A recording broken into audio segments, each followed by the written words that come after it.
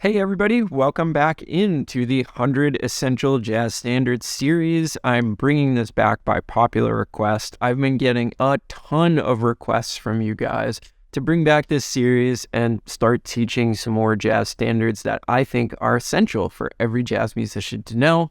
So that's what we're doing this week. So in this episode, we're going to take a look at the great bebop standard by Clifford Brown, Joy Spring. And this is a tune that a lot of people find intimidating, and for good reason. It moves to some difficult keys, but hopefully as we analyze this together, you will realize that it's pretty patternistic in its harmony, which at least provides some structure to the craziness of this tune. So as usual, what we're going to do is we're going to go through the chords. We are going to give them all Roman numerals. I'm going to teach you the structure of the tune, and then I've prepared an etude for all of you. The only thing that we don't teach in these episodes is the melody, because that is your responsibility. You got to go out there and learn that melody, preferably by ear, but do what you have to do. We just don't want to facilitate handing you that melody here on these episodes. Now, a lot of you have also been asking me where you can find the PDFs of the etudes and the chord sheet and all that stuff. And since this is episode 7, what I'm going to do is I'm going to put together all of the first 7 episodes into a PDF package.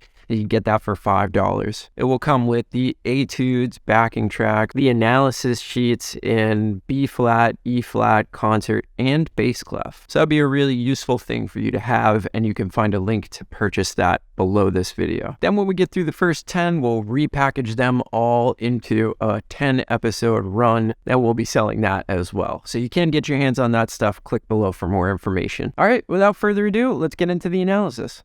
All right, everybody, so let's go over these chord changes and make sense of them. There's an absolute ton of them. This is a really, really dense tune, and there's a lot going on, but luckily there's a pattern to it, and it goes through a lot of different keys. Well, yeah, it does. It goes through a lot of different keys, but there is a pattern to it.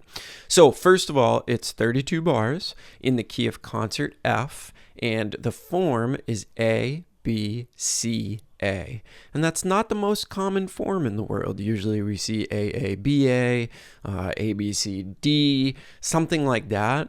So this one's a little bit funky in the way that you don't see a bunch of tunes that are A, B, C, A, but we'll go over it and make sense of all of it. So let's start with the first 8 bars. So again, we start in F, and we play 1 chord, and then very simple, we have 2, 5, 1, and then we start this really, really cool descending thing that eventually gets us back to F major. So just know that all of these chords that we're about to play serve the purpose of getting us back to F major, and it does so in a really interesting way. So the first thing that we see is minor 4 to dominant flat 7.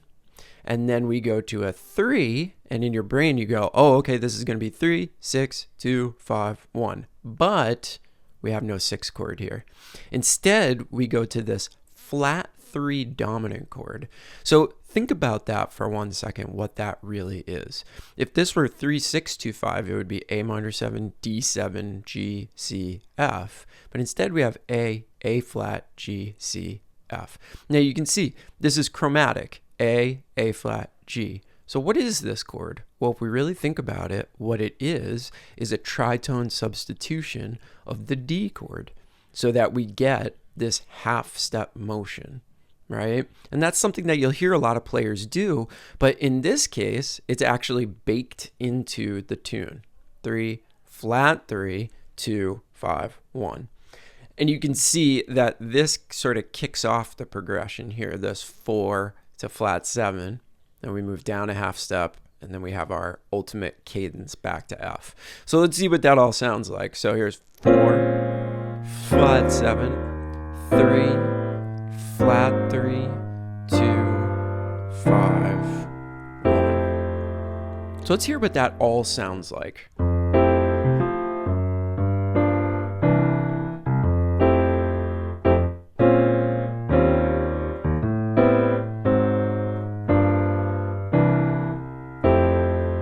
Okay, there it is. There's the A section. Now, here's the thing about the B section.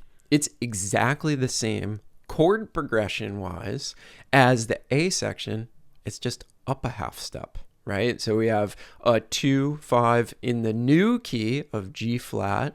You can see I have all the Roman numerals in red, denoting that it is a new key, okay? And what we have is a 2, 5 into the new key to tonicize that new 1 chord.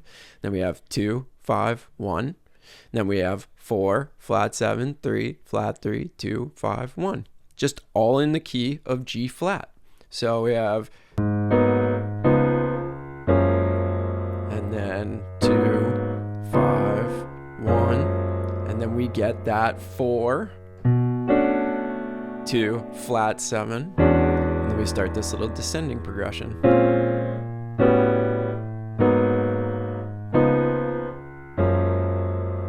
So theoretically, it's all exactly the same. It's just up a half step, which, don't get me wrong, that makes it really, really hard on most instruments. But when it comes to memorizing this tune and understanding what's going on, it's exactly the same, okay? So let's hear the A section and the B section together.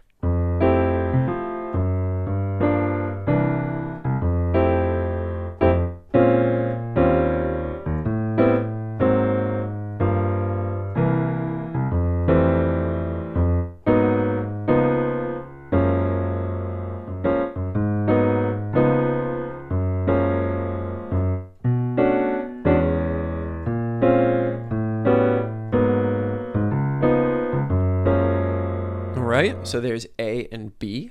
Let's continue.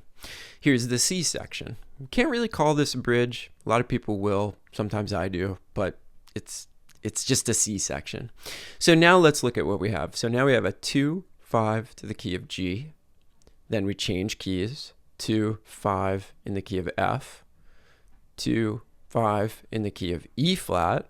So what's the pattern there? G, F, E flat, moving down by whole steps. And then all of a sudden we break the pattern and we do a 2, 5 to the key of G flat.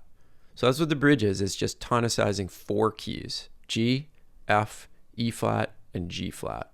Okay. So if we start up here, and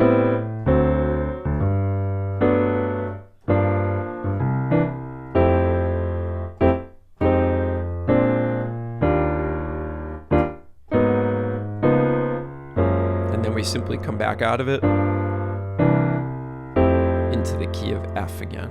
And then we have an A section to end the tune, right? So all the stuff that we saw in the A section just happens again.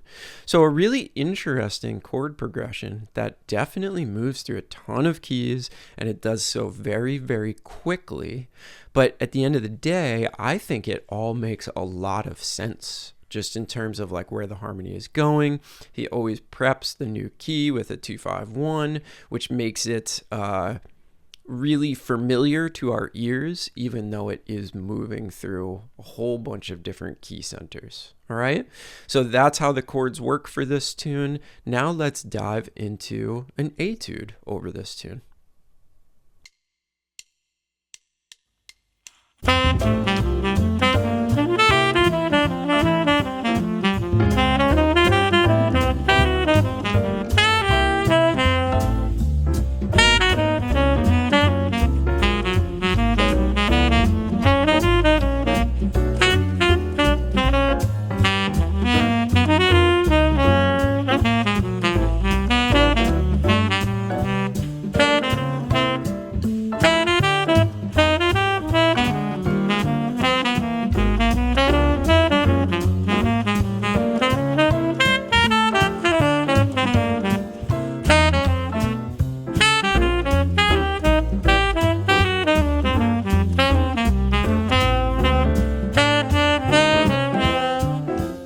Okay, well, hopefully you enjoyed that episode and you're walking away from it with some knowledge of this tune, how the chords work, and you could be well on your way to actually incorporating this into something that you play on a regular basis. As always, let me know if you have any questions. Remember, you can find the PDFs at the link below the video. If you like this and you want to see more, consider hitting that thumbs up. Make sure you subscribe, turn on the notifications so that you never miss a video. And most of all, as I always say, thank you for taking the time out of your day to watch this video, and we'll see you soon with a new one. Bye, everyone.